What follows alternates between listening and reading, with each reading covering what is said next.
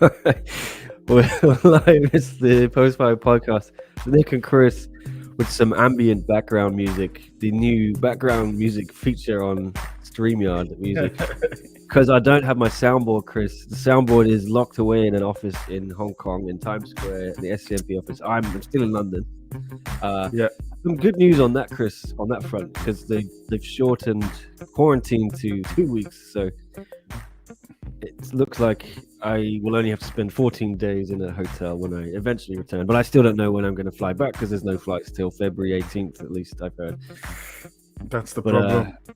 you happy about the latest news to come out Yeah, of Hong Kong? it isn't too bad. 2 weeks move forward is quite good. And they did say if everywhere gets full, they will allow residents to quarantine at home, which will be a little bit nicer, right? Because we all want a little bit of those creature comforts, the ability to order Deliveroo and have a glass of wine and whatnot, and truly enjoy oneself, right?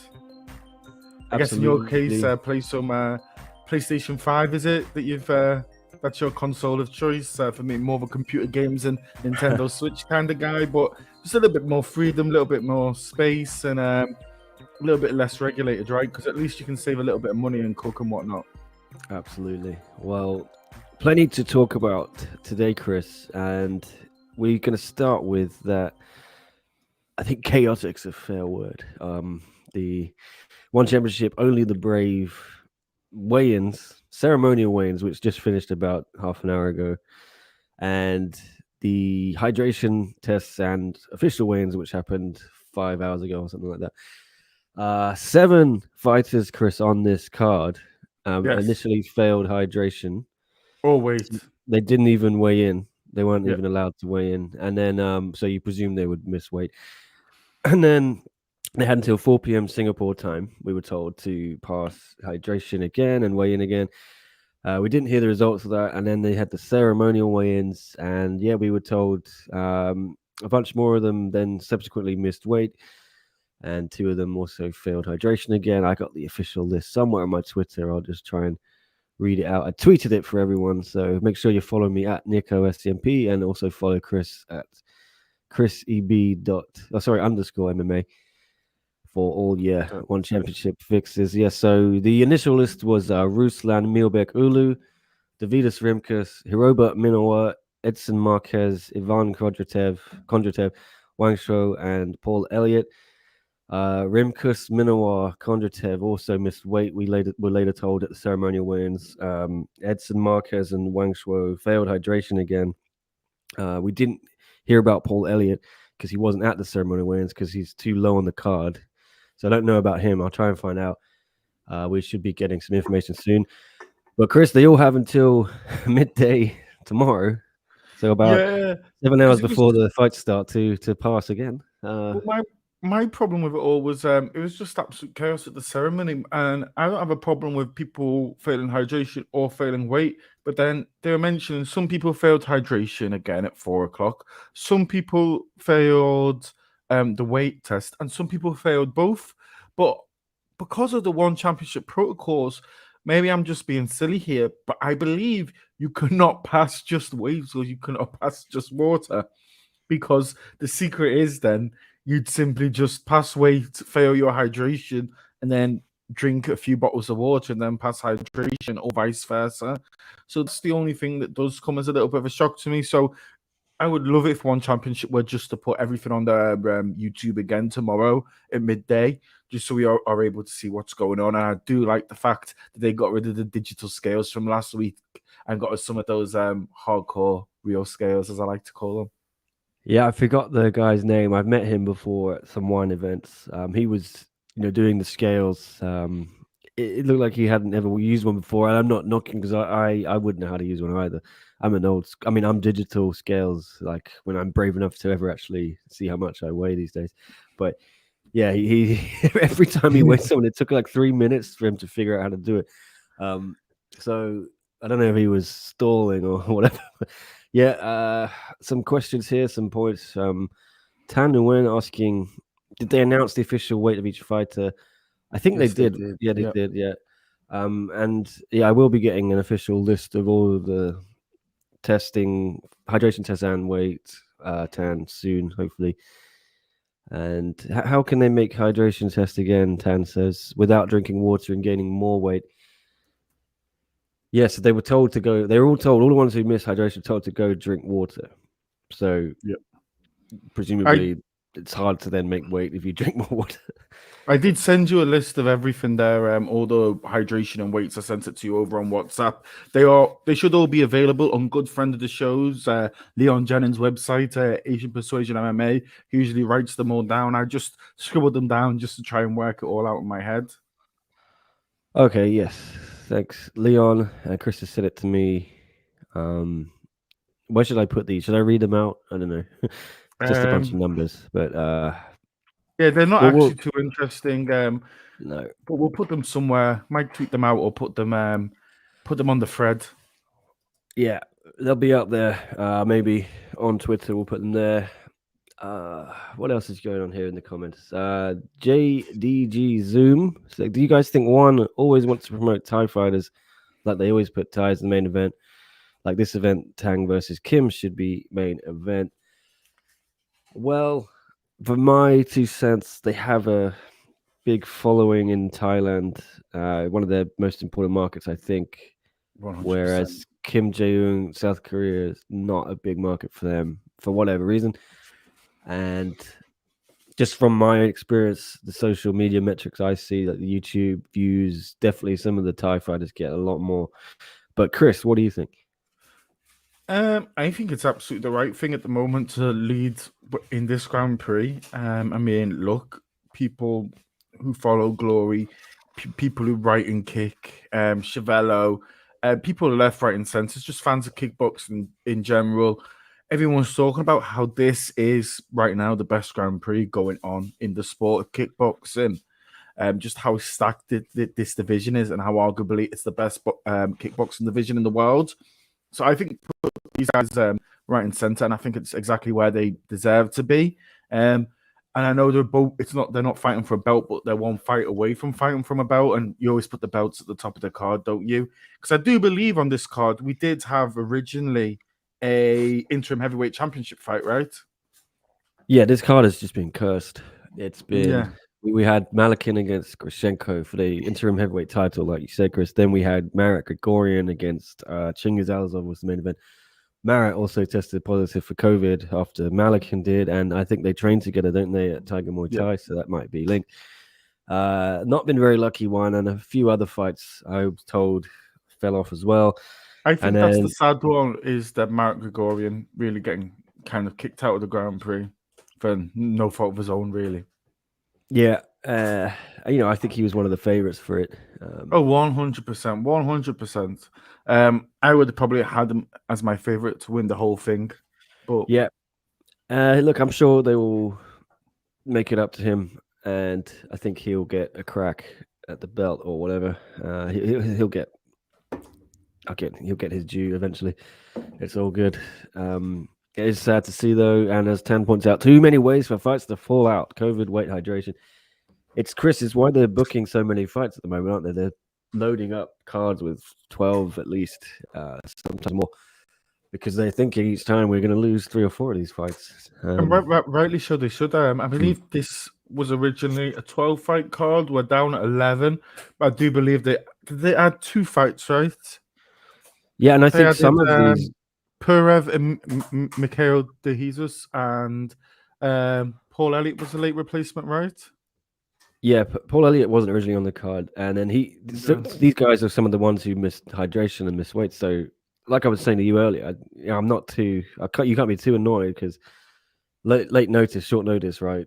Like, come over to Singapore. Of course, you're gonna get some people missing weight, and I'm sure they're just gonna book some catch weights tomorrow, probably. Right? Oh yeah, definitely. I think there's still 4 fighters, right? We still need to make weight. Are we right there? Yeah. 4 fighters need to make weight. We'll probably see a catch weight or 2. I mean, here's the thing, right? Am I right in saying that both Ivan and Rimkus both missed weight or hydration? Oh, let me see here. Rimkus missed hydration, yeah. And Ivan, right?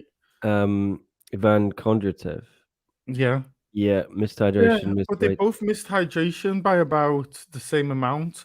So it would just make more sense in that situation as they're fighting each other to negotiate a catch weight between the two, right? I think that just makes sense. Makes a lot of sense, Chris. I like the way you think. And Yeah, here is Dwayne Torres. What's up, Dwayne? Asking what happened to the Smoke and Joe and Rimkus fight. Well, Smoke and Joe, Dwayne, has been bumped up to the main event against Chingiz Alazov because Marat Grigorian tested positive for COVID. So Rimkus, yes, is now fighting Ivan Kondratev. Is that right, Chris? Yeah. yeah, So as we just said, yeah. So yeah, plenty of changes. It's hard to follow what's going on. I'm not angry at one. What can they do, Chris? This is the reality they're trying to navigate right now. yeah. We're going to see this. I wouldn't be surprised if we see it at what's the next one? Bad Blood, and Full Circle, That's it. and even the 10th anniversary. Who'd be shocked if some of those big fights fall through? I did speak to Renier de Ridder yesterday, and I think that'll be up today on the channel. The middleweight and light heavyweight champion. Some good stuff from him actually. He told me actually he had COVID a couple of weeks ago, so and he was fine. He only had a sore throat for a day, so he won't fall out of that main event. You'd expect, Chris, unless he gets injured. Yeah. But anyway, some good stuff. Look forward to that one, guys. Still an amazing card either way, says Dwayne. Any news on the TV deal? Asked Tan. No, I haven't heard anything. Chris, have you come across anything in your travels? Did he not say that it'd be announced after, or is it just before One Championship X? I have a feeling he has mentioned it will be after. I can swear he said it won't be ready until at least the end of February, at least. But I might just be wrong there. That's just what I'm remembering from the aerial conversation, because he was like, our next 2 or 3 events, he said, will definitely still be on Bleacher Report. Yeah, I think you're right, Chris. And Chatri is going to be doing a press conference, virtual media thing after Only the Brave tomorrow night. Is he in Singapore at the moment? Is he all well? Because he wasn't there at all today for the weigh-ins and hydration test, nor was he there for the ceremonial weigh-ins, because he usually makes a little bit of an appearance there, right? Yeah, he wasn't at ceremonials. I don't know where he is. If he's doing a presser, you'd expect it to be he'll be at the arena because they have everyone set up there after the fights, but not sure. Anyway, we can ask him about the TV deal for sure. But Chris, I don't know. What do you want to preview the card a little bit while we're here? Do you want to just do a full rundown of all the news? Really, it's totally up to you, sir. I'm going to let you pick, Chris. I think let's run down the card quickly. Let's go through it. I think we might as well, because there's not really any news outside the One Championship. We'll run through this card. Then I think we'll look over to the UFC. We'll go through the news there. And then maybe we'll have a little bit of touch onto Bellator. And I think, have PFL, did the press release come out yet for their Challenger Series yet? Or are we still waiting on that, Nick? Yep, I saw a few things in my email inbox yesterday from PFL.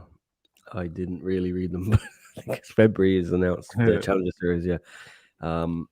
Well, I was going to use Fanatics, Chris, but they still have some of the old fights, so see if Tapology has updated their card for Only the Brave. I got a feeling they haven't, because I was looking at it earlier as well. So we may... Yeah, they still got Gregorian and Chingers. Can't we bring up the Twitter picture? Yeah, I mean, have they updated their own account? It's a very fast-moving situation. But let's see what they got. Or otherwise, we can just talk about it quickly. But main event we do know is Smoke and Joe, Chris, against Chingiz Alazov. Now featherweight Grand Prix semi-final. Smoke and Joe was in the alternate bout, as we said, against Rimka. So what do you think, Chris, while I try and find this card? Who you got there? In the co-main against Smoke and Joe versus Chingiz Alazov. You know what? These are the co-main. That's the co-main. Yeah, our main event is City Chai versus David Kriya. Okay, all right. There we go. Yeah. Well, yeah. Why Um, don't you start at the top then? Sitichai and Kyria. you know what? I'm gonna go with over these two fights, even though I had Mark Gregorian as my favorite to win it. I think it's so hard to just call it between the two of them.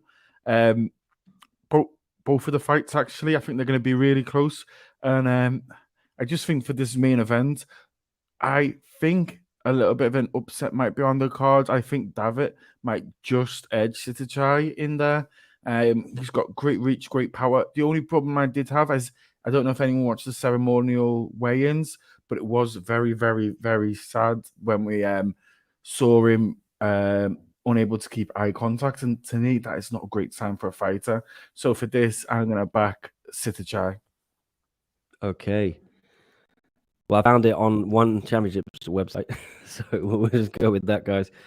Let me see some comments here. A lot of comments. Thank you for commenting. So, thank you for commenting, everyone. Ong is in the house. Smoking Joe is a walker.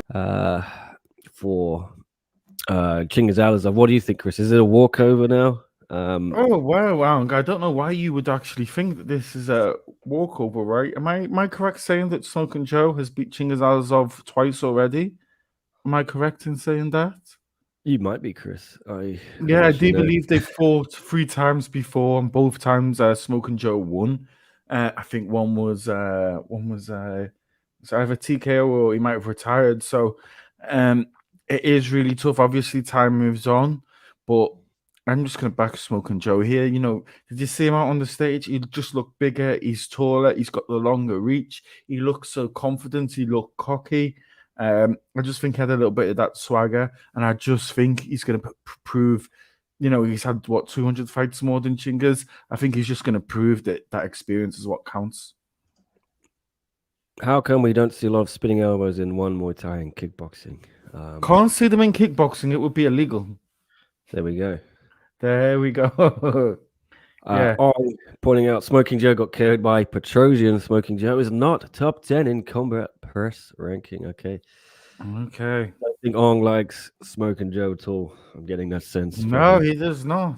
But I mean, he is saying Smoking Joe got KO'd by Petrosian. Smoking Joe beat Chingas twice. There we go. Plenty of variables. If you're putting some ducats down on this one to consider. Kim Jae-ung against Tang Kai. All right. Featherweight MMA. Here we Chris. go. This is the good stuff. This is what we want. You know, as much as we love the kickboxing and the Muay Thai here, we're a little bit more MMA focused, aren't we, deep down, Nick? And this is the fight we've been looking forward. I mean, on this main card, you do look at it, and I think this card has 3 future MMA champions on it. There you go. Oh. I've said it. And one of them is coming from this fight between Kim and Tang Kai. I think this is going to be an absolute bomb, and I think this is going to go both ways. Kim knows really he should be fighting for the belt as soon as possible. He's took this fight. I wouldn't have advised it, but that's just how game he is. I absolutely love it, and I love the splash he's made. And I just think Kim's that guy. I think he's got all the momentum with him, and I just think he's going to push. I think he's going to win this, and he's going to really circle that number 1 right next to his name, and he's going to be next for the champion. Yeah, Kim Jae-ung. He says, Chris, this is a stepping stone for him. Yes. That is the just, only thing that scares me about this fight, because when he's saying stuff like this, I don't think he's reading how game Tang Kai is. Tang Kai, fantastic fighter, and that's what I just don't like. I just don't like him looking past him, because you know when you look past one in MMA, that's when everything goes wrong. How does the saying go, Nick, about the best laid plans? best laid plans go to waste or something. Is that it? I don't know. Oh, there we go, man. Okay, that's what I wanted from Nick the Bard, the great the great writer. Best laid plans. I'm googling that saying now. It's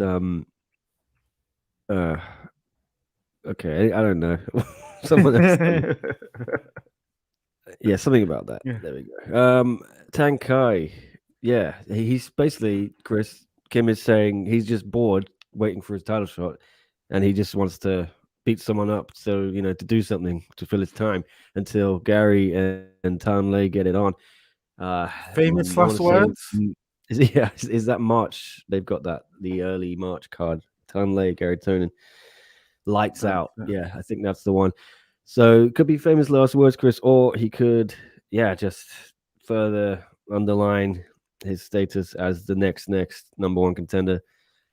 Yeah, And if anything and then happens to Gary, he might slide in against Townley. 100%. And just such a high level fight. And I'll tell you what, whoever wins this, I honestly think they're going to fight for the title next. I even think Tang will fight for the title next if he wins. And I see them winning the belt. I think they have everything to their game. So I think that has a potential to be fight of the night. And I think so does this fight. I'm so hot on wrestling. And we're back. Well, Dwayne Torres, just quickly back on the other fight, says Tang wins this one. High on Tang as well. All right, yeah, Ruslan Milbek Ulu against Zhang Li Peng. Chris, another banger of an MMA fight we've got here. Potential to crack into the top 5 in lightweight, I think. Yeah, definitely. Two absolutely game fighters. And you are kind of getting a little bit of a different level between them both. They both have fairly big records, but Zhang's kind of the senior statesman here. He's been around the block, done everything over in, I think he's fought in WLF. So basically, he was in the UFC, right? And he had a 2-2 record there. A couple of unanimous decision losses on his way out to Chris Wade, Kajan Johnson, and then just embarked on a mad streak of about 20 fights in the space of 3 years in Kunlun, and won most. Don't even forget that. I think he went over for Road for 3 fights. Yeah, went to Road. Yeah, and won most of the fights, Chris. A couple of losses in Kunlun, but yeah, now he's this would be huge for him, wouldn't it? If he makes a statement here and gets into that top 5, because then if you're in the top 5, Chris, you're kind of in contention for a title shot, because the way some of these things happen in one. Fighters, like we saw with Christian Lee, he went through everyone in the top 5 in the lightweight division, and until he got to Oak, even if you're number 5, Chris, is what I'm trying to say, you could still get a title shot off that. Oh, 100%. And it can go both ways, but this is definitely the up and comer versus the old dog. It's such a stacked division, and as Ang is saying, lightweight, wherever you go in the world, it's just always one of the most stacked and amazing divisions to watch. But I still do go with Ruslan. I think it was very, very unlucky in his opening fight. But let's be fair, he beat Peter Boyce, and I actually respect Peter Boyce totally. I think his 3 losses in a row that he got in one championship, I think they're totally overblown. I think one of them maybe shouldn't have been a loss. And one of the other fights, he was totally dominating until he wasn't, which is slightly unfortunate. I might be wrong here, but did he go and sign for Bellator, or did he sign for PFL? Peter Boyce, I think he's gone to Bellator, yeah. I was a bit shocked he was allowed to leave. Yeah, I thought he had a lot of potential. He was kind of knocking around that top 5 still in lightweight. And the reason it is such a stacked division is because they have guys like Peter Boyce who are on the verge, yeah. And I see that's it. I don't want to disrespect him actually, because I got his record wrong. He actually went 3-2 in the organization, beating Tony Caruso and Follow Yang. He just lost to Maffei, which can happen to anyone, and he lost to Ruslan, and they were both decision losses. So I think it was a little bit hard done by, but it does just show you some of the other talent they have here, still having Ruslan and Zhang. Yeah, I don't know if one declined to resign him or he declined. I mean, if they had turned him down, I'd be annoyed if I was him, because I know for a fact, he went to Singapore at least twice, I think, and did everything, did the fight camp, went to Singapore, did all the quarantine, and then fights fell through for him. So I'm sure there was a little bit of grievance, or there would be if he was let go by one, but whatever, doesn't matter now. We move forward. If he wants to come back to one, I'm sure he'll find his way there. Tan pointing out that Road FC used to be the biggest promotion in Asia. Not sure what happened. Chris, what do you think? I know that Ham was a champion there, and I wouldn't say it used to be the biggest promotion in Asia. I'd say it used to be one of the biggest promotions in Asia. They're not really just putting on fights, and I think they've had a lot of struggles to do with COVID and whatnot. I had a little chat the other day with John Yonko about it. Last time we did a live show, Tan, I know you're here. I know you're there. Just ask this question on Friday night. I'm not going to pretend I know more than the man himself, JHK. So I think you're probably best to just wait to the live show tomorrow. I think we'll be starting about 5:30 Singapore or Hong Kong time. We'll probably be going on close to midnight. So if you want to ask a deep question about Korean MMA, I'm not your guy. Go to JHK. Yeah, good idea. Another question from Ong asking, any thoughts on Ken Hasegawa coming back and moving down to welterweight? So, yeah, Ken, who lost twice to Ong La, obviously at middleweight, I think. Yep.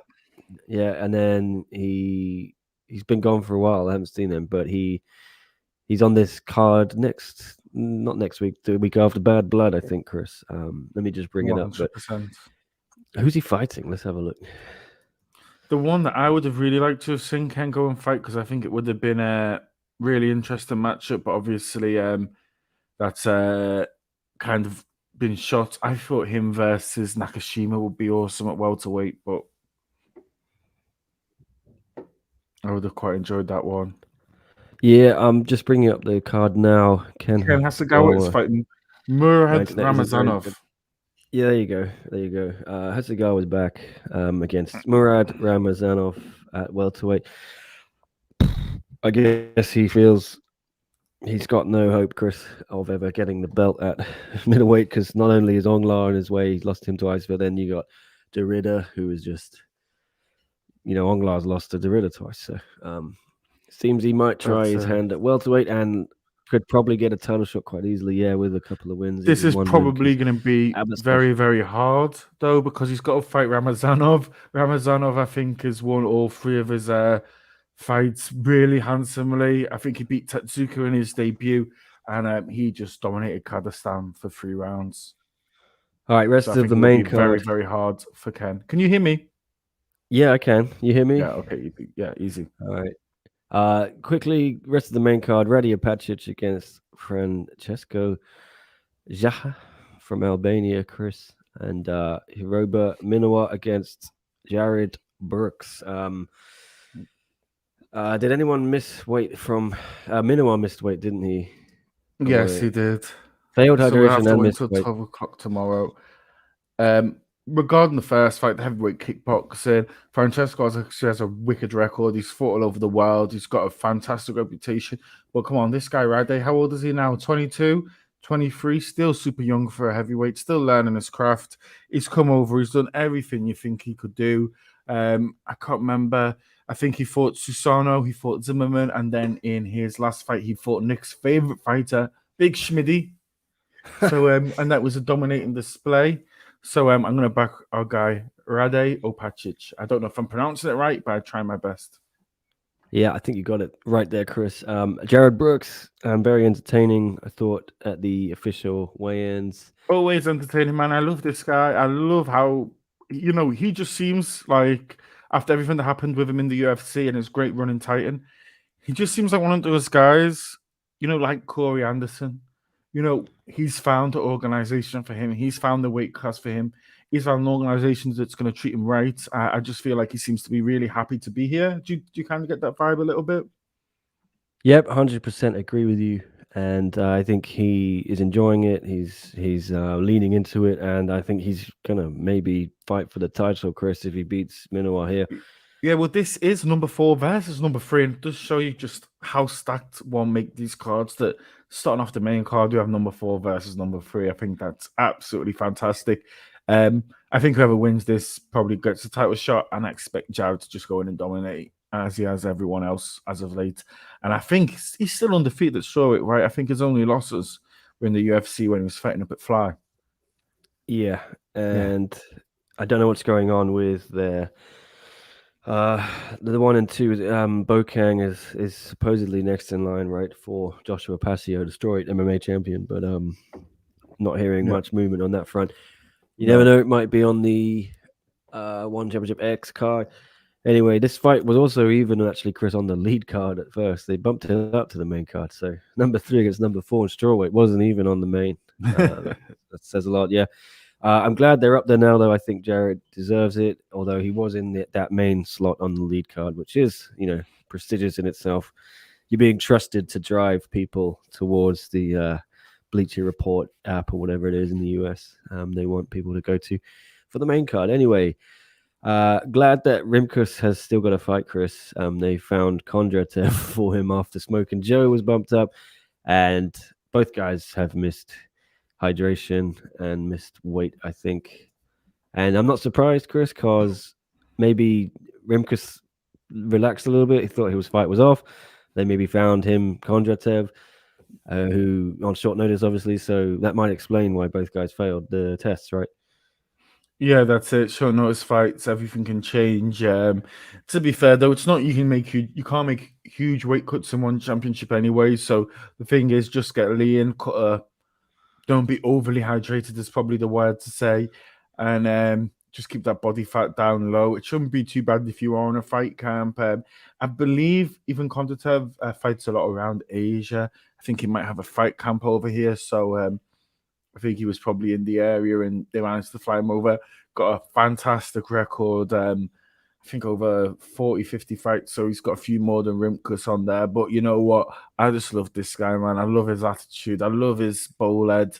I love the haircut. I love everything about it. I even love the fact that when you go on One Championships YouTube and anything they have of him, they have him wearing a toga for his official fight promo, which I absolutely love. I like to see him bring that kind of character that's sometimes a little bit missing on the kickboxing side. We see it a little bit more on the MMA and the Muay Thai side. So it's fantastic to see him bring that over.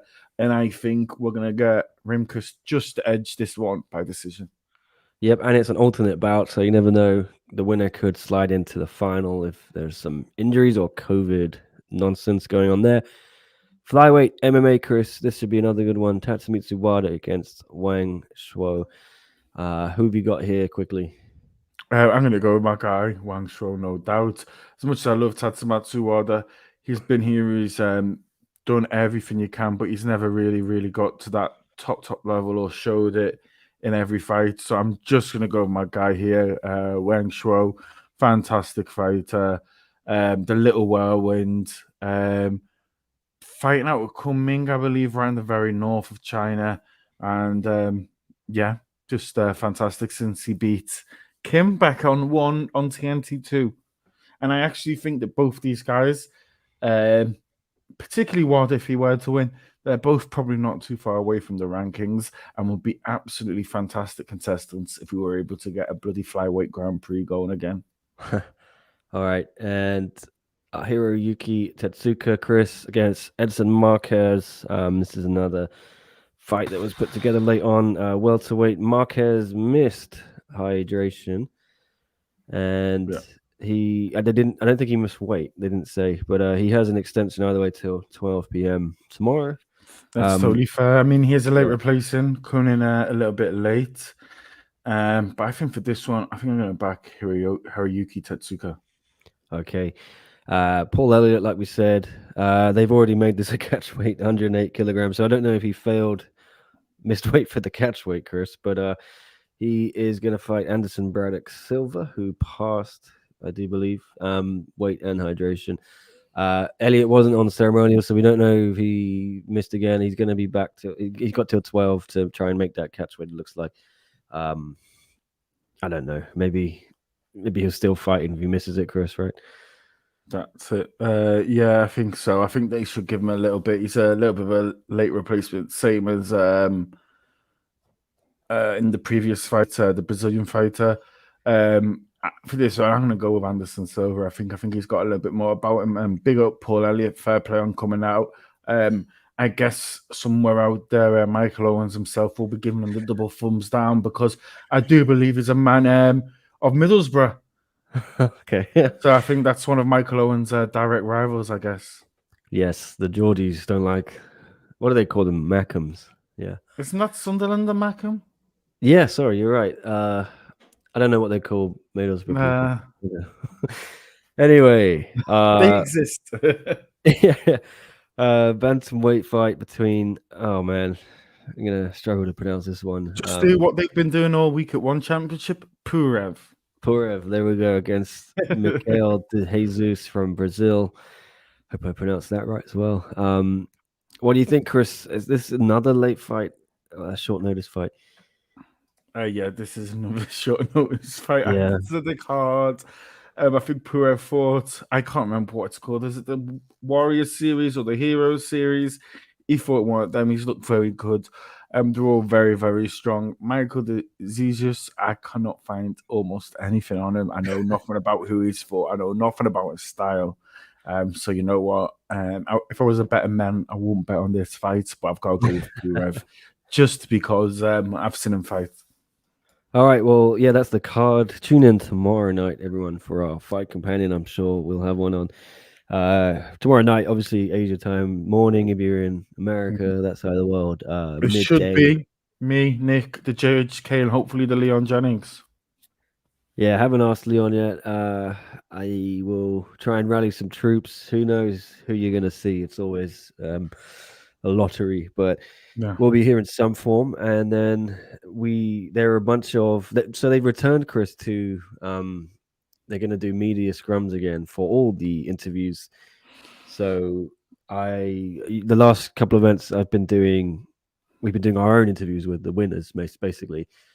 With SCMP, but now it's going to be back to the old media scrums. So I'm going to try and stream those for everyone on the channel. Chattery as well will be there and up at the end. So hopefully stream those all for you. Otherwise, we'll have to wait for the recordings or something like that, and then upload them eventually later on. But they'll all be there at some point. And there's plenty to ask Chattery, Chris. I think that's going to be the main thing. A lot has happened since Heavy Hitters. A lot of news in the world of one we can ask him about. But anyway, we've got a bit more time here just to go through some other news from outside one. What about this, Chris? Announced, I think, last night, yesterday, I don't know. I'm a little bit fuzzy. Charles Oliveira against Justin Gaethje, UFC lightweight title in May. I can't remember the number of the event. Is it 274, 273? I think so. No location yet. It was going to be in Brazil, but it's now not in Brazil. So the right move, Chris, I think. Oh yeah, definitely 100%. There's no one else who deserves to fight for that title, I think, than Gaethje, and I think it should be a fantastic fight. And you know what? One championship, the UFC, the lightweight division, which was one of the great divisions. It's actually kind of at a crossroads because you do go back 2-3 years ago and you asked almost anyone who are the best in the world, and it was Khabib, Conor, Tony, Dustin, and maybe Gaethje. And it does make you think if Gaethje does lose this one, those five guys, they're kind of all a bit away from that title. It does just show you how fast this sport moves, that not only have five almost unbeatable guys in their prime gone from being the only five guys who could really fight for a title for that period to now becoming almost out of the conversation. Yep. I think they're looking at Conor against Tony. No, sorry, Tony against Michael Chandler, I heard, as well, Chris. Okay. I don't know, though. Yeah, Gaethje had wanted Conor, and you do understand why. It's the money fight, isn't it? Sorry, not Gaethje. Oliveira wanted Conor, and I'm just glad they've gone with what makes sense. And I don't even think Conor's ready. But another fight I forgot to mention in connection with one, Chris. So I guess we can mention it quickly here. Is the rematch is on? They finally booked it. Denice Zamboanga and Ham Seo Hee. They announced that this week. Not a huge surprise, Chris, I think, because I was led to believe they'd already booked this for the 10th anniversary show when it was originally going to be on December 5th. And I think they were just holding fire until they could do it in front of a crowd. But it's good in a way because I think it gives Ham more time to heal. She had a broken finger or something. And it gives Denice a little bit more time to heal that cut she had on the forehead. So I think this is fantastic, and I think this is fantastic now because this is the first fight I've looked at and I've gone, this is going to be on the Asian pay-per-view. Yeah, I think it This is is on going to that. be on the Asian pay-per-view. It's going to bring in the Korean fans. It's going to bring in the Lakai and all the Filipino fans. I think for the Asian pay-per-view segment, this makes total sense. Yeah, I'm looking forward Yeah. to it, and I And think it's got. hopefully the winner, if the American segment's first, the winner can call out Angela Lee after she's possibly defended the belt. Or Stamp Fairtex. Yeah, I imagine it's going to be on that same section as Do Angela. you not So I think? I guess think Angela Lee will be on the American section, I think, in the morning. I think they'd put Ham and Denice in the night. maybe I don't know Because I because just think you've got to put Ham and Denice on the I don't know. Asian pay-per-view, yeah. Well, either way, yeah, you're right, Chris. I think the winner of this gets the next title shot, and then I'm still sticking by my bold claim that I made at the beginning of the year that Angela will retain against Stamp, and then she'll beat Ham or Denise, the winner of this fight, and then she will beat Zhong Nan at the end of the year and become the champ Oh, strawweight. And wow. sticking with my bold prediction. Tan says one has better posters than UFC. I like anyone who is good with these things. I know, having done some of the stuff myself for the SCMP 10, it's very difficult, and my ones I, look incredibly bad compared to anyone from UFC or one. So they're all good to me. But I I will do say like. one championship has fantastic posters, but you know what? Move out the way. Um, Bellator Rising, much both. I think they're both better. I think they make the best posters in the Wow, game. Chris throwing the gauntlet down. Dwayne asking about Burns Hamzat. When's that going to be announced, Chris? Because they've both been going off on Twitter, and Hamzat's Non-stop. out in Phuket, isn't he? He's at Tiger. Yeah. That's it. Yeah, I still don't believe they do have any data. Kamsat has found a little bit of fame. He seems to be enjoying himself. He's out there. He's talking. He doesn't mind the trash talking. But you know, he's one of those guys, particularly at this weight. From what I've gathered, he doesn't actually have to cut that much. He has to cut a lot so to make weight, but he's just one of those fighters that just always seems to be floating about all the time, just ready to take anything in case anyone drops out. And he does have that ability to kind of hop between the two weights. So, yeah, I just don't know when they announce this because even you look at both the bands when they fought back in one championship, they were always just horribly scheduled. I don't know if it's something in their private life or elsewhere. All right, and of course, the other big news, Chris, coming out of UFC is all this Francis Ngannou, Dana White. He said, she said, back and forth. Uh, where are we at now? What's the Well, latest? I know Dana has done an let's go. interview on ESPN Plus, right? And he said he's explained. I'll just read this quote out from Dana, but Why didn't he put the belt on him? Why didn't the UFC? Why did none of the Twitter accounts tweet during the Francis fight? well, here you go. This is Dana's addressed it. I'm going to bring up the article from MMA Fighting. Thanks, guys. Dana White addresses why he didn't put title around Francis's waist. Basically, Chris, he says, I don't know if you can see that. I'll pick it up. I wasn't out there for the main event. I actually walked out of the arena right after the co-main because there was stuff going on backstage I was dealing with, White said. For anyone to think I was showing any type of disrespect towards Francis, I saw Francis all week, you idiots. I shook his hand. I said hi to him. I was out there for the stare downs, the whole thing. Does that wash with you, Chris? No, not really. But this is it. You know, this is Dana White. He plays hardball. He likes to bully, and here's the thing, right? And you know what? I can't remember who it was. I think it was Brian Campbell actually tweeted out that Dana White is worse than Vince McMahon because you know Vince McMahon has his fallen out with the Roddy Pipers and the Bret Harts and the Hogan's and the Ric Flairs, but he's always ready to pull them back when there's money to be made, right? And he does let bygones be bygones, but Dana White never does that. And to say you're a little bit less friendly than Vince McMahon, you know, it's not the world's biggest compliment, is it? No, it's not. You know, Yeah, Tan even is Vince is co-promoting at the moment, so it's a little bit different, right? a little bit, They yeah. got the girl over from Impact.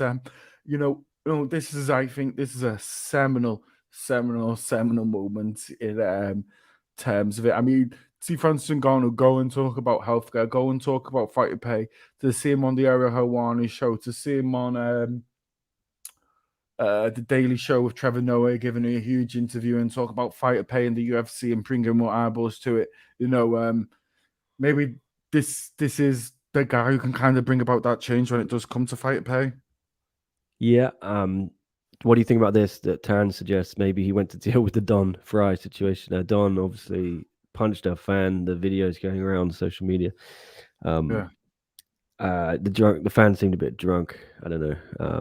That's what I'm led to believe, but maybe I don't know. Could have been I a very thing. much doubt it. I just think it's just his way of putting pressure on him, pretend as if they're all friends at every single moment. We know Dana White puts pressure on him. What's he gonna do? What's he gonna do? We'll give him more money, because then the first thing that happens is you get a call from Ireland 12 minutes later. I want more money. I'm your biggest star. Yeah. Get John Jones. I want more money. Stipe, Adesanya, Kamaru, everyone else though is going to be asking for more money. Well, maybe they should just give everyone more money, Chris. I don't know. What do you think? I think that is the truth. I think it is. I mean, if you do look at it historically, I mean, what Strikeforce I think paid out about 50%, 60%. I mean, WEC about the same. So yeah, just show you there is a little bit of a shortcoming in that way. At the 18, 16%? Yeah, you're right. Not I mean, the look, 50. isn't it crazy when it comes to fighter pay in this year, 2022? That the two biggest fighters to talk about will arguably be Francis Ngannou, who won't fight again this year. I'll tell you that much. I don't think he fights again this year. And the other person is Jake Paul, who's buying shares in Endeavor to try and be a bit of a car icon, investor activist. Well, I don't know what to say. We're going to actually, I think, Chris, speak to the man at the center of all this, not Francis Ngannou, but his agent, Markel Martin. From CAA? Yeah, so Tom Taylor, I hope I'm not jumping the gun, but Tom has, I think, lined up an interview with him. And, obviously, not everyone seems to know this, Chris, but Markel also reps Arjan Buller, the heavyweight champ what from else One. is it that they did on the day of the fight? What did they say to Francis Ngannou to pressurize him? I think so Francis's team is saying, or his coach Eric Nixick said that on the way to the arena, they were told they were being sued because of they were talking to Jake Paul's manager, I forget the name, who used to work at the UFC as well. So there's so many things going on here, Chris. Yeah, I think probably nothing happens in his UFC, but I do totally get what he says. I mean, did you watch his interview with Ariel Helwani when he was just like being like, I want to be an independent contractor. If I'm an independent contractor, let me do the independent part. Yeah, I mean that's what WWE gets you on, isn't it? They say you're an independent contractor, but yeah, but the UFC really. pay for people's fights. The WWE, you have to pay for your own travel. Yeah, yeah, which is baffling, but they get more money in WWE. They definitely get a lot more money. Oh, they get more money. They get I think they get about 40%, 35% of the revenue goes to the fighters. An average mid carder there, you could still make millions, Chris. Oh, their salary. They're salaried. I mean, people forget who's the UFC fighter back in the day? Tang Habit, wasn't he on about $6 million a year at WCW? Yeah, it's a lot more lucrative, and maybe that's why Arjan is bringing up pro wrestling, Chris. He said he's gonna try and go to AEW or WWE, but Dwayne Torres here saying, I heard they're suing Ngannou. Yeah, that was it. The Don drama happened during the co-main. Dana left immediately after, says Thunderfist McBeefcake. Love the name. Welcome back, Thunderfist. Would make sense, maybe. That might have been it, Chris. But would Dana have to be the one who goes backstage? No, the one that would happen possibly with what I think will happen. I think it's nothing to do with the Dana Don Fry situation, but I think the most likely thing is we get a kind of agreement between them to let them box. I think that's what you do. I think that's the only way you solve the Francis problem. Otherwise, he walks away with the belt. But the UFC is arguably bigger than the sport. Yeah, can they let him go box and go Tyson Fury like they let Did you Conor see box? the combined reported payouts of the weekend? Yeah, so Tan, I just put Tan's comment up. It's sad Jake Paul made more than all this champs 1 combined. point? No, not even Jake Paul made more than it. I mean, there's boxers left, right, and center who make more than this. I mean, they made $1.8 million combined Yeah, between all the fighters. It's absolutely despicable. yeah, we put that up on the website somewhere. Let me You try know and what find. I also found out recently is pay-per-view points in Australia, in the UK and Ireland, and in Brazil don't count because they've got to hit a $40 threshold for it to count as a pay-per-view on pay-per-view points. Oh wow. And pay-per-views in the UK are all 20 or 25 pounds. So like all these big pay-per-view numbers in the UK and Ireland that Conor gets, he doesn't even get a penny of that Oh wow. Okay. that we know of. Well, I don't know what happens there, but yeah, we put it up on our site if you want to check it out. scmp.com/MMA. We got all the payments that happened. There's a list right at the bottom. Do you know the Who got pay-per-view what? numbers for this fight, Nick? I don't. I haven't seen it. Do you have an Is it estimate? I'd say 800,000 maybe max. is it out yet? No, I have no idea. I think it's going to be really low. Actually, I think. Okay. But let's just say if it was 600,000. I'm not. I think it's going to be lower than that.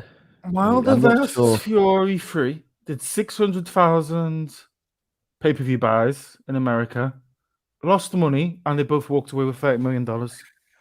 All the fighters on this card walked away with 1.8 million. Yeah, I disagree with it all completely. Yeah. Even you look at Joshua and who's the fella? Usyk. I think that was an 80-20 split or an 85-15 split. And Usyk had a guaranteed, I think, $5.5 million in his contract. Yeah, And I mean, look at some of these payments. Just but 12,000. here's the thing. But on this card, Ngannou, Figueiredo, Gain, Corey Stamen, someone else as well, all have more social media followers than Alexander Usyk. Well, Just for boxing is example. where it's at for the money. And that's why Francis is trying to go there. I think he knows what's up. Some comments here I will do quickly, Chris. WMMA scene now says Dana's a micromanager, so it honestly would surprise me if you left to handle something. Yeah, maybe he did go back for that. Why wouldn't you say it though? If you were looking for an excuse, what that people are going to think you're lying, Chris, about this. Why wouldn't you just say I went to handle Don Fry? It was always going to look bad. It was always going to look bad. And here's the thing: once if Francis says, "Stay in the ring, I want to talk to you," even here's the thing: Joe Rogan didn't even ask him about fighting Stipe or John Jones in the ring. He took more about fighting Tyson Fury. Yeah. And I think Markel Martin was in the ring as well. He was in Francis' corner, walked him out. So I don't think he wanted the optics of being around that guy either. Thunderfist says, I noticed Dana wasn't cage side during the main event, so I figured something was up. Media didn't pick up on this. Did Markel Martin used to work for UFC right now? Or is it the other guy in Dana's team, in Ngannou's team, who used to be the CEO of UFC? I'm not entirely sure, actually. Yeah, and it's like Dana White is always bad mouthing him. It's like, you're made him your CFO, mate. Yeah. Do you know what I mean? Like, you don't get someone to be the CEO of your company if you don't trust them and you think they're a bad person, right? Yeah, it's a weird situation, as Dwayne says. WMAC now says, I bet it was average buys. Yeah, I don't think it's doing many buys, Chris. If Usman Colby did 700,000. I'd say one thing though. I think people are overlooking Moreno. I think people forget. Look at boxing in America. Look how often boxing in America relies on either the African American community or particularly the Mexican community to really lift the pay-per-view buys. You look at that crowd on the weekend, the biggest pop was for Moreno, right? This was for him, right? That's why they chose Southern California. Like, what did he get for it? Like 150K or something like that? Yeah. No one's even saying anything about that. They're saying Francis was underpaid 600,000, but Moreno and Figueiredo got nothing. Terrible. Well, just working it out, Figueiredo and Moreno got less for one round of their fight. They got less for their whole fight than Tyson Fury and Wilder did for one round of theirs. Yeah, it's just shit. Sorry to swear. Yeah. And you know what? Sometimes it is one of those things that just puts me off the sport a little bit.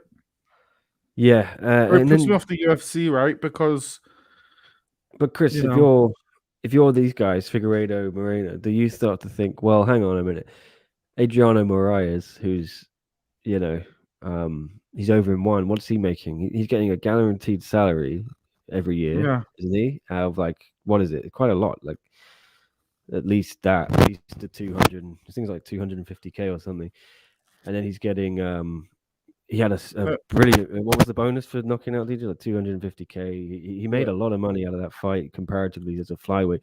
So Moraes, right, got who got the most for this fight? So let me double check. The most for this fight was Moreno got 200K.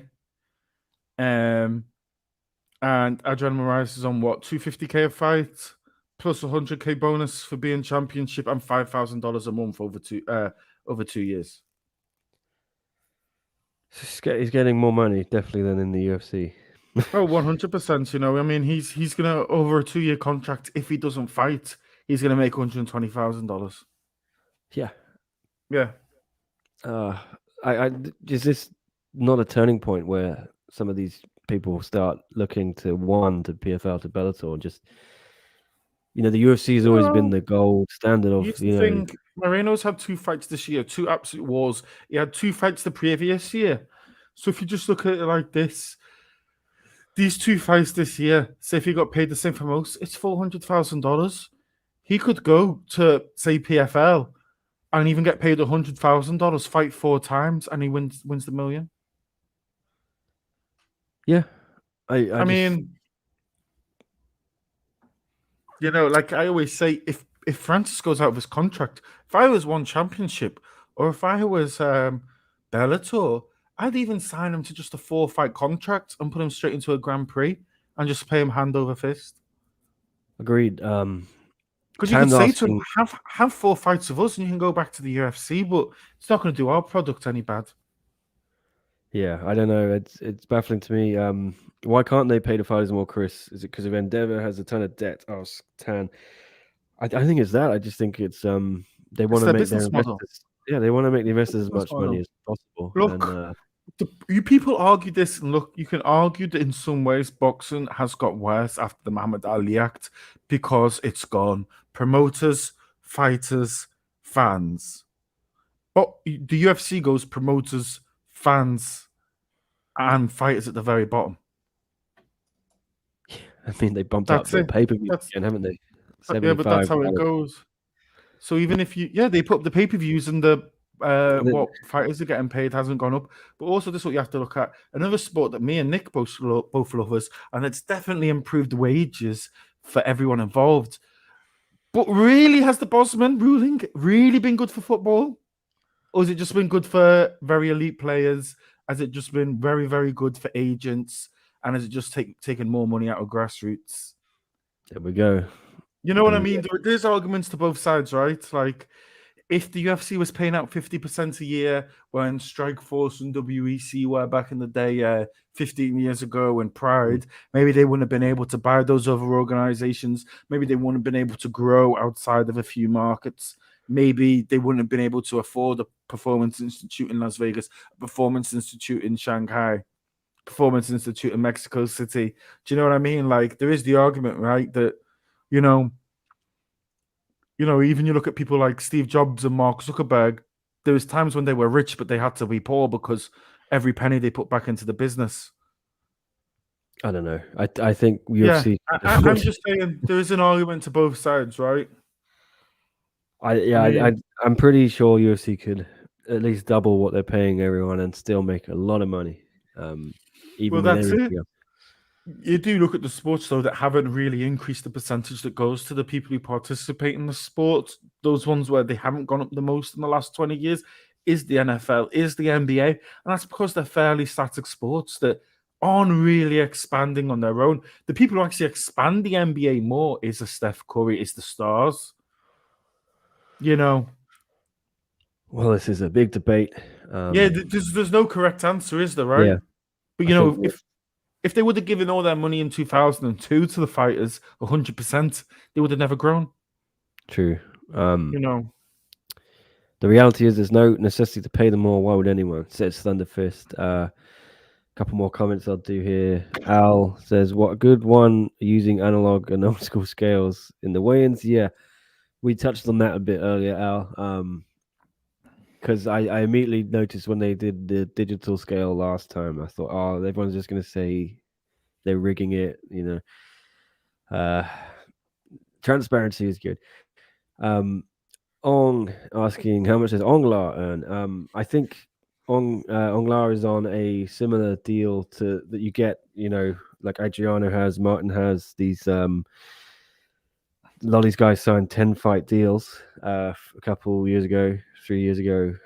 So they get Adriano's on a 4-fight deal. Actually, he's very, very lucky. All right. Well, yeah, I know Ong has a 10-fight deal, and he's still got about 5 or 6 fights on that, and he gets like a yearly or a monthly salary as well, and he'll get that same type of thing that Adriano has, I think. Yeah, his stipend that Adriano does. All it depends on is that by the time of his contract, he just has to have had 4 fights in that 2-year period. Yep. WMMA see now. Saying UFC's goal is to never go about 20% revenue to fighters above. I think it was made public to their investors. Yeah, that makes a lot of sense. At least fighters got 18K each from the latest NFT sales. Did they? I don't know. That's also something that we should also mention as well. You do look at John Jones. I mean, how much was he getting paid for the Nike tick on his shorts? Because he was the first Nike sponsored. Wasn't he getting about $500,000 for that? So like that has also been taken away from fighters. And the one thing I do know is, and I do know some fighters in PFL and Bellator who get about $200,000 for all their sponsorship. Yeah, whatever we say, I think this Ngannou thing is it's a turning point potentially, Chris. It might be the moment we look back on in 10 years saying it's changed everything. Because I mean, I think Rory McDonald, I think his contract when he left the UFC, I think his pay stayed the same, but he could keep his sponsors. And yeah, and sponsors is a big his thing. Sponsors, because he was huge when he moved over to Bellator. He was like their biggest signing. I think his sponsors were about $250,000 a fight he used to get. Don't know if that's the same in the PFL, but changes everything. And I think people like Paddy Pimblett and Sean O'Malley get about $6,000 off Reebok. And I'll tell you for a truth, being from Liverpool, if you could wear even some gym, a garage, a BMW dealership in Liverpool, they'd pay him more than that to put something on his shirt. Yeah, no doubt. Paddy would be getting, I think, probably about 30 grand. Yeah, and that's one of the things I really don't understand. Yeah, I'm surprised they haven't made a token gesture, and we might see it with the lawsuit. I think they'll make a token gesture where they'll give fighters a advertising patch similar to Premier League football, for example, whether it be on the side of the shorts or on the bum. I think they've just got to give them a patch, right? Well, it's what Dwayne is saying here. I think more fighters need to get together and go at the UFC. I think they tried it though, didn't they? A couple of times. So. Well, they had like Kung Lee back in the day, and then they had the Fighters Union with GSP and etc. etc. I think we've just really got to wait and see what they do with this. The problem is, Chris, there's always someone who's willing to slide in and take less than you, right? So, well, that's the problem, right? Yeah, and UFC has shown it will happily put on less quality fights. It doesn't matter. You're just a number to them, really. I mean, some of these cards they put on just are not. The fight night cards are no longer interesting to me as a UFC fan. I'll watch the pay-per-views, but the fight nights I don't get as hyped up anymore because they really stack the pay-per-views, but the fight nights are just. Well, look, the pay-per-views are becoming increasingly are falling a level. The pay-per-views aren't what they used to be 10 years ago. The fight nights in some ways have fallen a level. You've got Dana White's Contender Series, you've got the Ultimate Fighter, so you've got all these hungry guys who just want a slice of the cake and want to work their way up. So, people forget this. In 5 years, we're going to have no Conor, no Tony, no Khabib, no Masvidal, probably no Adesanya or Usman or even Francis at that time, and it'll just be full of all new stars. Yeah, Paddy got a $1 million deal with Barstool after one fight, says Tan. Yeah. There we go. Give them a patch and a banner, says LC. Protest at the PI, suggests Dwayne. I do think the title of UFC fighter is priceless, though. Is it? That's the thing, right? Is that argument right? That look, this is a really, really bad comparison, but it's all I can think of. You could have been on £5,000 a week as a footballer in the early 90s for Liverpool or Manchester United, and you could have been at Rangers for the same wage. But having played for a Liverpool or Manchester United, you can leverage that brand way more than a Rangers or even a Newcastle or etc. because they're global brands. You can go around the world and speak to fans, and being in that organization or having a belt for that organization or having success with that organization gets you a lot more leverage. Yeah, look, this is like Nick, if you go to a sportsman's dinner and somewhere really posh, really nice, where they're going to charge you a good price, and if they're going to have a football and they want to charge a lot, they're going to really have someone who's Liverpool, Man United, Arsenal, something like that. Yeah, that's true. That's it. Can we get the other organizations to that level of recognition mainstream? I don't know. See, that's the problem. I mean, I think that's what one is banking on doing in Asia, Chris. They're trying to make that. Think how easy it would be right now for you to say every champion in the UFC. How much longer does it take for you to do it for one championship? Yeah. Yeah. How much longer does it take for Bellator and PFL? I couldn't do Bellator. You got half an hour, mate. I'd be confident with one. I think some of the Muay Thai ones I might miss and kickboxing in one, but yeah. Anyway, quite a debate. Yeah, LC is a Celtic fan. The Rangers won't be chuffed. But yeah, it's a bad analogy because I get Rangers, Celtic also huge brands, but it's just for an example. Like I do know for sure that someone, say Razor Ruddock, makes more money doing speaking gigs than Matt Letizia, even though Matt Letizia is a far better player. The fact is, being associated with the brand that is Liverpool is a little bit more right. Like even you look at commentary in the UK, like it's how all many Liverpool. of them are ex-Liverpool or Man United or all Arsenal? Really.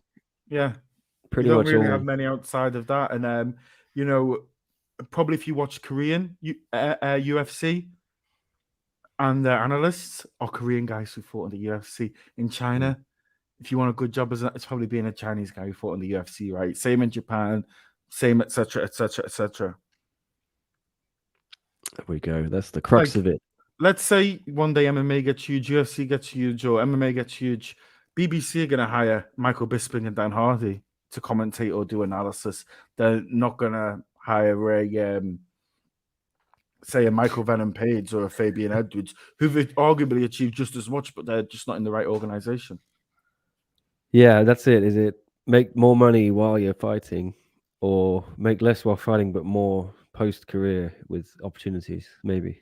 Yeah, I mean, let me think of someone. Okay, Onglar's a bit different because of his connection with Berman, but you could even say someone like Martin or Christian Lee. If their careers both, let's say Christian Lee, if Christian Lee's career ended even in 2 years and he fought the whole time in one championship, in 30 years' time, who do you think is going to be making more money writing articles or appearing on TV shows? Him or 50 and 50 fighter George Masvidal? George Masvidal. Look at Matt Serra, is still on UFC broadcasts all the time, and think he went 9-11. Masvidal's different, I think, because he has got mainstream appeal. I think, but if you took some of the guys in UFC, I think they, Chael Sonnen never yeah, really won a belt, but they're still yeah, big no, names. Yeah, I know, if you took but that's it. some average middle of the road UFC fighters, they're not going to make much outside, I even know, if but they. you could argue Christian Lee is the best ever fighter in one championship, and we've got. Hey, I'm still, talking. I mean, they say he's let's the be best fair. lightweight Let's ever, be fair. right? Christian Lee has never done a tenth the numbers of Akimbo. You Yeah, know, if you went to most Americans right now at a UFC show and you showed a picture of Kimbo or Christian Lee, who do you think more people will know? it's not even a question. Yeah, See, there we go. You know what I mean? Like the UFC yeah, brand, you kind of you're willing to take maybe a little bit of money for that brand, right? Isn't it the same that's a thing really for good you as point. a journalist? If you got offered $100 an hour, let's just say, to go and work for the Congo Times, and you got offered $90 an hour to go work in a really fancy newspaper in New York or Tokyo, you might take the less money for the more prestigious job, right? And people have. Yeah, plenty of people will go to Bermuda, the Bermuda Times. I think my dad used to work there. Yeah. Um, not that bad life in Bermuda, Chris. Oh, that's it. That's it. Yeah, no. But you understand where I'm coming from, right? Like having Yeah, that brand absolutely. associated with you is good. It's even like back when you were a kid and you do an internship where you do the same thing in the corner store doesn't look as good where you're just filing papers in for Coca-Cola or HSBC. Well, my first job really in journalism, my first main job, well, I say my second was ESPN, and that was prestigious. Yeah, to put on your resume and to tell everyone, and it gets you more of a following on Twitter or whatever. But I got paid relatively peanuts for that. It's the same thing. I think, And not to crap on ESPN, but a lot of people felt the same way that I've spoken to there, Chris, who yeah, they kind of sell you on, oh yeah, well, you're not making much money, but you should feel privileged to work for yeah, but like here's the thing, a but worldwide working for leader. that big organization gets you into the smaller organizations, but allows you to jump the queue for more power, right?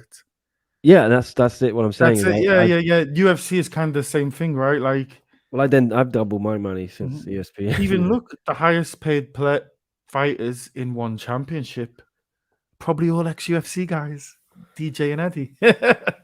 Yeah. Um, Yeah, they wouldn't have got there without the UFC even there, if you know what I mean. there is something to be said for this. Yeah. Yeah. Anyway, Dong Hyun Kim is leveraged being a UFC fighter to become a big celebrity in Korea. On all the time, says WMAC now. Yeah, it can 100%. open doors that PFL, Bellator 1 cannot, I think. I think some one fighters can leverage that name a little bit more, Chris. Like Oh, some of yeah, the Thai 100%. fighters or Definitely. what have you. But Look, if you're mm, if you're from one championship and you're from a big market, Japan and China and whatnot, and you've done really well, like the UFC is always going to be interested, right? Because if you open a new market, you get paid higher than the average rate. Like for a long time, Bisping was one of the highest paid middleweights yeah. in the late 2000s because he was access to another market. Whitaker and Adesanya probably feel something the same. Well, that opened a can of worms. Got a Definitely. little bit philosophical, right? Yeah. I You know what? wasn't I just want expecting to that. add one thing super quick to this, and just people forget F1 in America is having an absolute boom, and I just saw one championship advertised on my Netflix email that I get, the Apprentice One Championship Edition. I was like, wouldn't they just be better to do something like Drive to Survive, where they followed the fighters Oh, and put it on you're telling Netflix? me, man. I mean, I'm shocked they don't even do. I think they do one thing like an embedded style every month, right? And I know Anatomy of a Fighter. He just released part 2 of his Angela Lee Yeah, documentary, right? but they should be having. If they're not using Will Harris to do, they should just get him to do it for them every show. Like Embedded really hypes me up for UFC cards, especially I pay. think he should do something like that for every card, and even if it's just follow one fighter around. And you know what? Even if you just say to Netflix, "Oh, you can put this on for free." Yeah, they should Yeah, definitely. I would love a Drive to Survive style thing. Yeah. yeah. I mean, look, they think next year Formula One's going to overtake IndyCar in America in terms of people watching it, and they reckon it's all down to this TV show. Chatri, get it done, man. Hey, you can tell Chatri, Chris is busy studying for his MBA, so he needs to give someone a job. Yeah. I mean, another thing someone was saying is why don't they bonuses why don't they make them 75K and then you immediately can crow about are we paying more than UFC bonuses? Well, look, if you're in Singapore as a British fighter, you actually have a much better time because, I mean, you wouldn't have to really pay tax, right? Because we have a tax treaty with Singapore. While in America, you have to pay all your taxes to the state or wherever you're fighting and to the federal government. Singapore, for a lot of non-American fighters, is probably much more tax friendly. That's a good thing. Tan saying it's also weird one use their fighter social media contents to put out their own stuff to build one's social media. Yeah, I don't know, it's weird. What I don't know, Chris. With one social media, yeah, it's some of the numbers on it. Yeah, do you question them or what? I know they don't put out.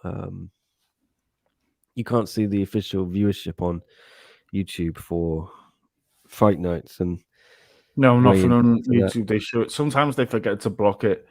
Sometimes it doesn't do too good, but it is really tough.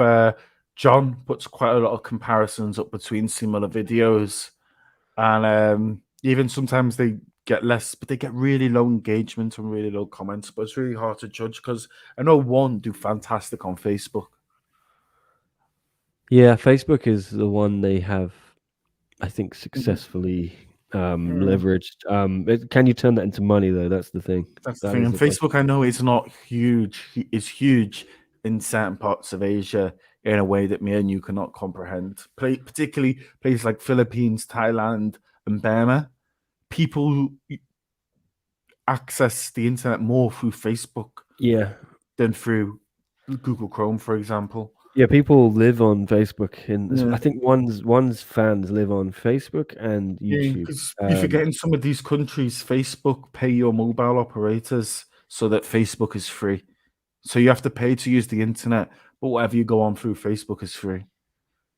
There we And it's go. to get And them then hooked, yeah. yeah, and I think they don't use Twitter. The fans from countries one has big marketing. They don't use Instagram much. I think it's bigger. Yeah, Facebook, YouTube. I find, but I'd like to see their TikTok, but unfortunately TikTok's banned in Hong Kong. You should download it while you've got the opportunity, Nick. yeah, I might do. I'm just wary of getting addicted to something else. I've already got That's it. so many vices on social media. But Anyway, Nick, as yeah, it's we better heading go. towards 9:30, I think we'll Yeah, get ready to call it night. I am yeah, the man himself. What is my handle? Sometimes I forget myself. Is it Chrissy man. B dot Put MMA? That's my it on Twitter. Hit screen. me up. I'll be there. This is your man, Nick I Atkins forgot. of the South China Morning Post. Um, Yeah, check they out they they SCMP changed it MMA, all Nico around. SCMP.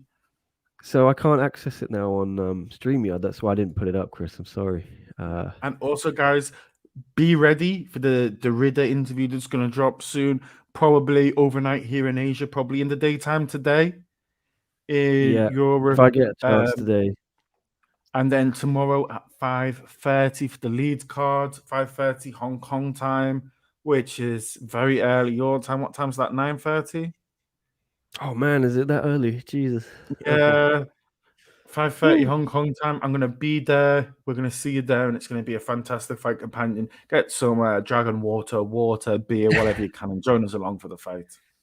It could be a little early for that if it's 9:30, but yeah, Chris, thanks for joining me again. See you tomorrow. Thanks everyone for tuning in and commenting. Appreciate it. Yeah, join us for the fight companion. See you tomorrow. Peace.